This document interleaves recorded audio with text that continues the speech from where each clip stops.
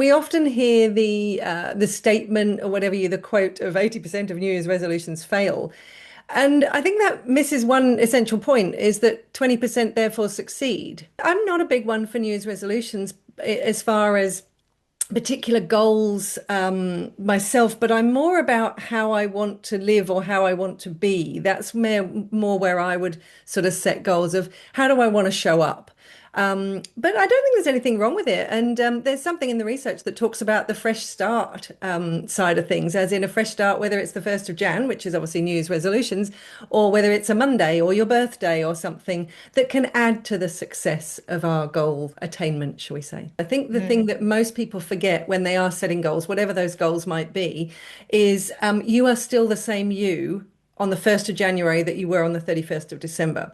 So if you set a goal that suddenly you're going to be like an Olympic athlete and bound out of bed every morning at 4 o'clock to do your exercise, and yet you've never done that for the previous however many years, I think that's probably expecting a little bit much. You're literally expecting you're going to wake up on the 1st of January with a different brain and a different body. And that's not going to happen. You're still you.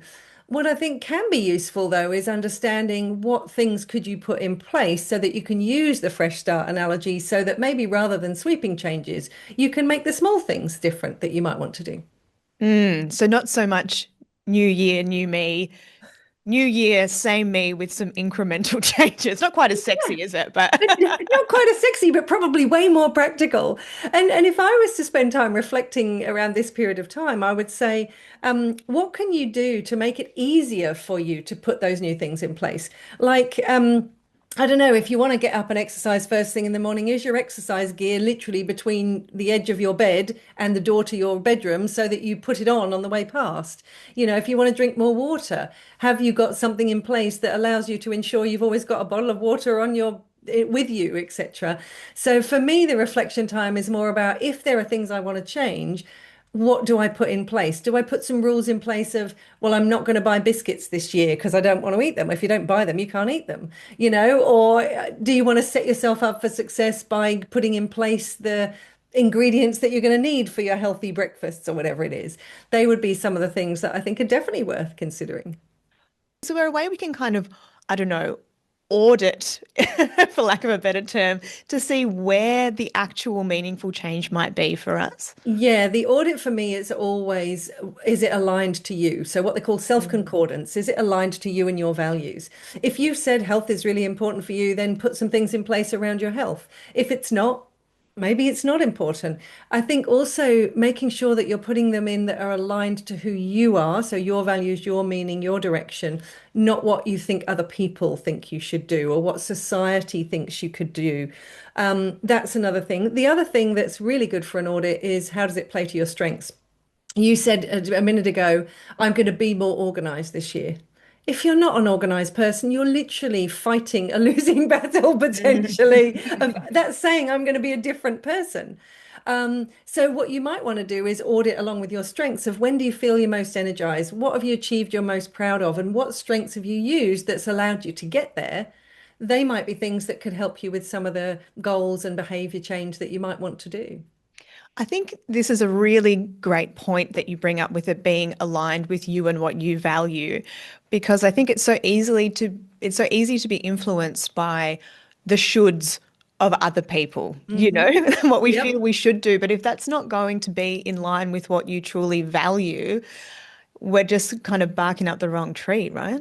Yeah, and therefore you're probably always going to feel like a failure because not only have you set a goal that's not aligned to who you are, you're then fighting yourself to try and achieve it. But to what end? Just because it might make you look good in the eyes of other people. If it doesn't align to who you are, why do it? Mm.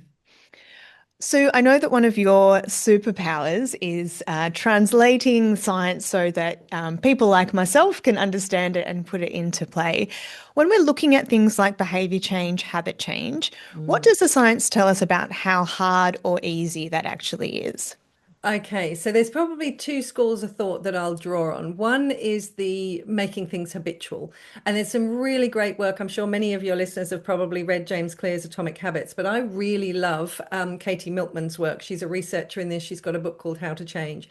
She talks about little things like the Fresh Start strategy. She talks about temptation bundling. So if you have a particular TV program that you really like to watch, the idea is you temptation bundle, as in you only get to watch it when you are on your treadmill at the gym or something.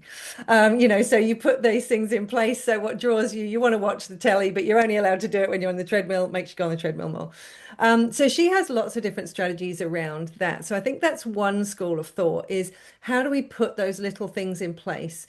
And one of the things is environment. So we know one of the biggest differences to influence behavior change is access, as in access to things. And if I give you an example, the biggest driver of whether you will attend a gym or not is whether you have access to a gym. If you don't financially have access or location, geography have access, you're not going to go to a gym. Now, even if you do have access, you still may not go, but the biggest driver is, do you have access? So if you think about that in simplistic terms of what is your environment like to set you up for success? So that's one of the things that I think is worth considering. We underestimate the power of our environment. What's the environment like as far as the people around you? You've decided you want to eat healthily, but everybody that you live with doesn't. You've decided that you want to exercise more, but the way you currently socialize is down the pub. I don't know, whatever it happens to be. So just consider your environment. The environment shapes us way more than we think it does. The other thing that I'll just draw on that I think is really interesting, if you have a big goal, so let's imagine you have a big goal that you want to achieve. You want to be the number one DJ in the country, whatever it is that you want to do. One of the things that's been found from a neuroscience perspective is we get rewarded when we achieve the goals. But if it's a long-term goal, it's a while before you get that reward. So sometimes other things distract us that are more rewarding in the moment. But one of the things that they found is if you do have a big goal, if you tell people about it, you actually get the reward sensation by when people respond. Like if you tell me that's your goal, I'm like, wow, amazing, Jessamy, that's so cool. Your brain has just had a dopamine hit, a reward sensation, which interestingly means you are less likely to pursue it. That's really interesting because you also hear the kind of other side, like a way to stay accountable to your goals is to tell someone. Yes. So this is the trick is tell one or two people so they hold you accountable.